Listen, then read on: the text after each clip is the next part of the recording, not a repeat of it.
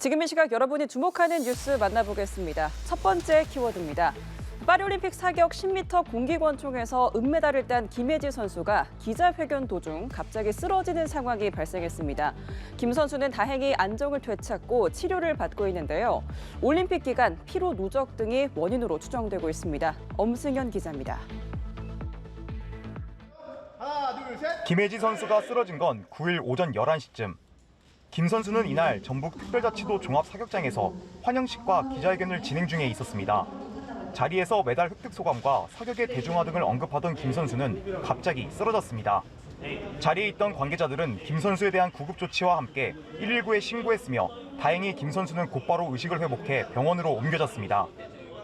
사실 예지가 7월 12일 날 프랑스 출국해가지고 지금까지 하루도 못 쉬고 있거든요. 아직 시차 적응 안 된 상태라, 그리고 좀 아마 그 올림픽이라는 큰 무대에 서면서 긴장을 많이 했을 거예요. 임실구는 병원 검사 결과 김 선수에게 별다른 이상은 없었다며 선수가 안정적으로 회복할 수 있도록 최선의 노력을 다하겠다고 밝혔습니다. 병원 검사 이후 김 선수 측은 심려를 끼쳐 죄송하다는 뜻을 전했습니다. 파리올림픽 사격 10m 공기권총에서 은메달을 딴 김혜지 선수는 최근 온라인상에서 세계 신기록을 세웠을 당시 영상이 화제가 되면서 테슬라 최고 경영자 일론 머스크의 찬사를 받는 등 전 세계인의 마음을 훔쳤습니다. 또 재치 있고 개성 넘치는 입담이 온라인상에서 예지적 사고로 불리며 많은 팬들의 관심을 받았습니다. 연합뉴스 TV 엄승현입니다. 네, 두 번째 키워드입니다. 운전면허 시험장에서 기능 시험을 보던 60대 남성이 갑자기 화단으로 돌진하는 사고를 냈습니다. 시험 도중 의식을 잃고 쓰러진 건데요. 응급 상황에 대비한 직장 내 교육과 시험장 직원의 신속한 대처로 의식을 되찾을 수 있었습니다. 이 소식 김경인 기자입니다. 노란색 승용차 한 대가 후진하다 갑자기 화단으로 돌진합니다. 주변에 있던 안전요원들이 사고 장소로 황급히 뛰어갑니다. 안전요원이 의자를 젖혀 의식을 잃은 남성을 눕힌 뒤 심폐소생술을 실시합니다. 심장 제세 동기를 사용한 후에도 심폐소생술을 이어가자 호흡과 맥박이 돌아옵니다. 지난 8일 한국도로교통공단 전남 운전면허 시험장에서 운전면허 기능 시험을 보던 60대 남성 A씨가 의식을 잃고 쓰러졌습니다.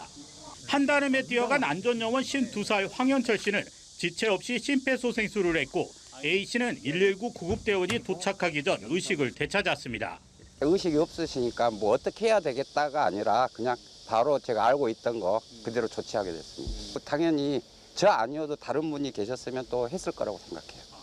전남 운전면허 시험장에서는 지난 6월에도 시험을 보던 50대 남성이 의식을 잃고 쓰러졌습니다.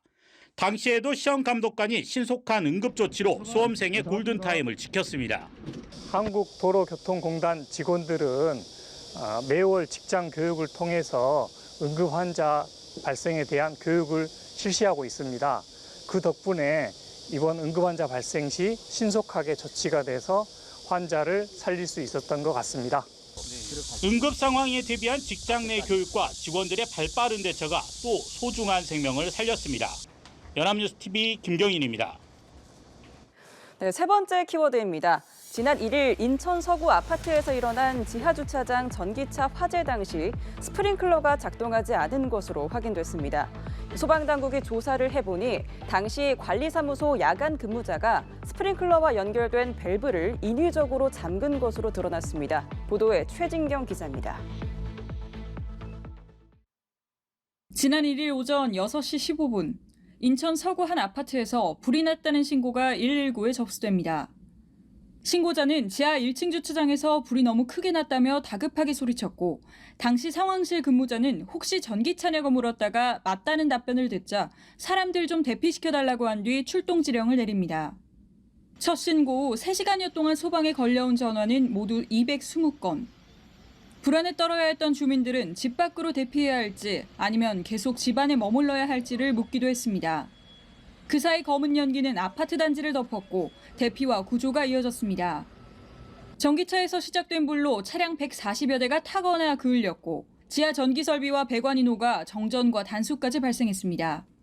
화재 당시 주차장 내 스프링클러가 작동하지 않았는데 그 이유가 밝혀졌습니다. 소방당국이 화재 수신기를 확보해 디지털 포렌식을 해보니 핵심 밸브가 임의로 조작된 것으로 드러났습니다.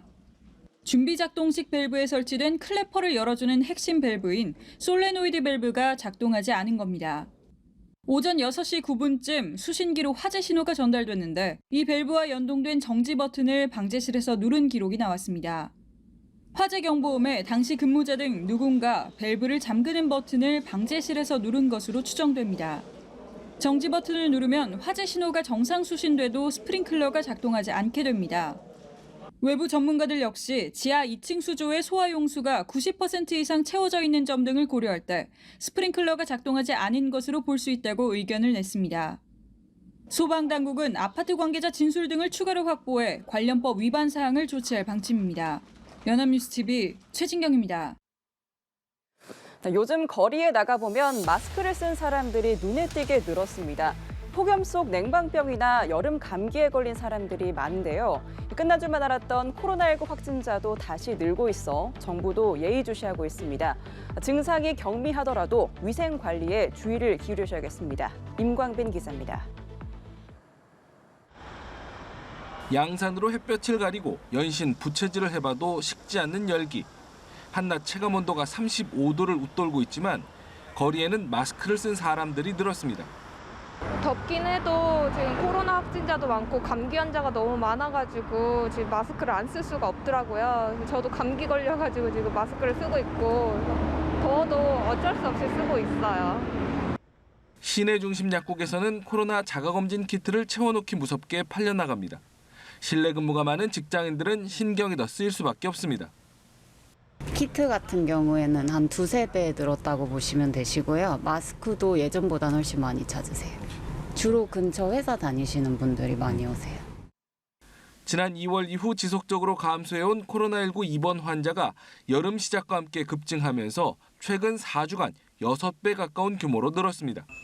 오미크론 세부 계통의 변이 바이러스가 주로 확산 중인데 정부는 지난 2년간의 유행 추세를 고려해 볼 때 이달 말까지 코로나19 확산세가 계속 증가할 것으로 내다보고 있습니다.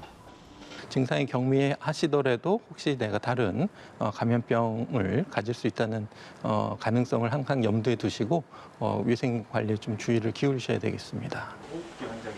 정부는 65세 이상 어르신 등 고위험군이 코로나19에 감염됐을 때 적시에 치료를 받을 수 있도록 관리 체계를 강화하는 한편 치료제와 자가검진 키트를 추가 구매해 수요에 대응하겠다고 밝혔습니다. 연합뉴스TV 임광빈입니다. 네, 마지막 키워드입니다. 어제 오후 일본 규슈 지역 앞바다에서 규모 7.1의 강진이 발생했습니다. 2만 명에 가까운 사망자가 발생한 2011년 동일본 대지진에 맞먹는 지진의 전조 현상일 수 있다는 분석이 나오면서 일본 열도가 대비책 마련을 서두르고 있는데요. 대지진 가능성에 기시다 후미오 일본 총리도 예정된 중앙아시아 순방 일정을 취소하며 대비에 총력을 기울이고 있습니다. 강재은 기자입니다. 일본 정부와 기업들은 즉각 대책 마련에 들어갔습니다. 일본 총무성은 지진으로 큰 피해가 예상되는 지자체에 주민들이 피난 태세를 갖출 것을 안내하라고 요청했습니다. 기시다 후미오 일본 총리는 오늘부터 예정된 중앙아시아 순방 일정을 취소했습니다. 일본의 원자력 관리 기관은 원자력 발전소에 대한 모니터링을 강화하고 원전 사업자들에게 거대 지진과 쓰나미에 대비하라고 요청했습니다. 고속열차인 신칸센 운영사 JR 도카이는 일부 구간의 열차 운행 속도를 일주일가량 줄이기로 했습니다. 일본이 이처럼 미야자키현 인근에서 지진이 발생한 직후 지진 대응에 박차를 가하는 것은 조만간 이와 비슷한 규모 또는 훨씬 더 강한 지진이 발생할 수 있다는 관측 때문입니다. 8일 발생한 지진은 규모 7.1의 강진이었지만 12명이 다치고 주택 2채 정도 무너지는 등 피해는 상대적으로 작았습니다. 하지만 100년에 한 번꼴로 발생한다는 난카이 대지진이 닥칠 수 있다는 분석이 나오면서 일본 기상청은 거대 지진주의를 내렸습니다. 今回の地震を調査した結果、今後再び大規模地震が発生する可能性が相対的に高まっていると評価をされ、大規模地震への注意を促す南海トラフ地震臨時情報、巨大地震注意が発表をされました。 난카이 대지진은 시즈오카현 앞바다에서 시코쿠 남부 해역까지 이어진 난카이 해구에서 발생한다는 대지진입니다. 교도통신은 이 지역에서 규모 8에서 9 수준의 지진이 발생한다면 32만여 명에 달하는 인명피해가 발생할 수 있다고 전했습니다. 한편 기시다 총리는 불필요한 혼란을 야기하는 거짓 정보를 퍼뜨리지 말아달라고 요청했습니다. 지난 1월 300명이 넘는 사망자가 발생한 노토 강진 당시 SNS를 통해 지진과 관계없는 거짓 정보가 확산한 바 있습니다. 연합뉴스 강재현입니다.